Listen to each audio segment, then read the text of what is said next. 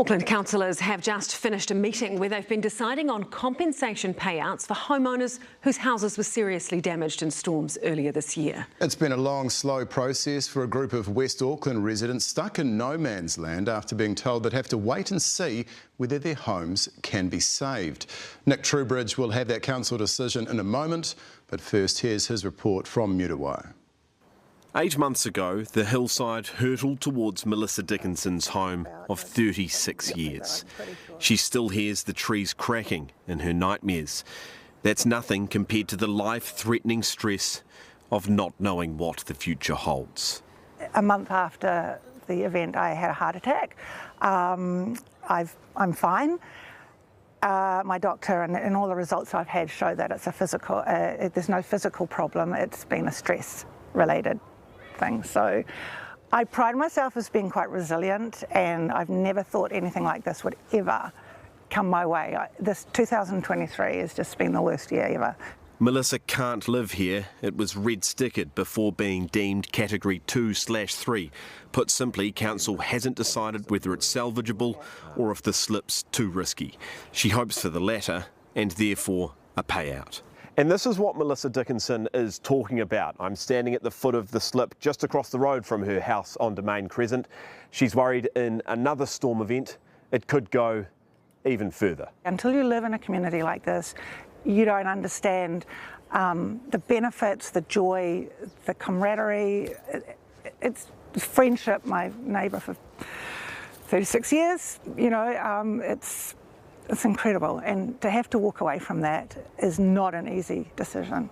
So her fate lies with Auckland Council. Today they met behind closed doors to decide whether to accept a cost-sharing deal proposed by the government. Maria Coppins, a key figure in the Muriwai stickered residents group, has a message for the city's power brokers. What we're asking for is a fair and equitable buyout process that doesn't discriminate and prevent people from moving on with their lives. And Sun Bede wants a word too. It's concerning because you don't know if you're going to have a house again, and it's just sad because you lost your house. Melissa Dickinson's lived through one disaster. Now it's the unknown that scares her most. It's pretty hard. Yeah. She, like so many, just wants to move on. Well, kia ora, Nick, you've now got that decision from the council meeting. Are the homeowners going to be happy with it?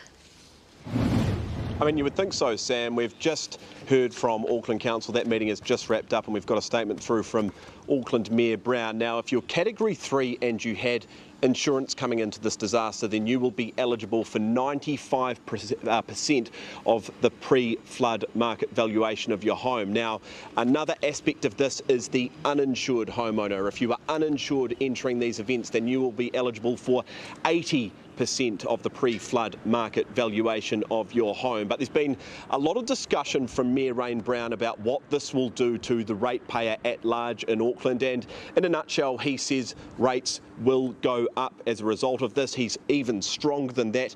He says they will be paying off the debt associated with this decision for decades, but he also says it's an important helping hand for Aucklanders, and it is the right thing to do. Another aspect of discussion through all of this, Sam, has been whether it sets a precedent in Auckland. Of course, these disasters are, if you believe the experts, likely to become more common in places like Tamaki Makaurau. So every time we have one of these things happen, is council expected to pay out? We know based on this disaster that each event could cost billions, and the Mayor has come out emphatically on that, and I quote, "As a council, we do not and cannot insure private properties against the hazards of coastal erosion and climate change. Rates are not an insurance premium," he says. We have made that clear. So the Mayor coming out emphatically that this will be a one-off under his watch. Sam. An interesting development, Nick. Thanks so much.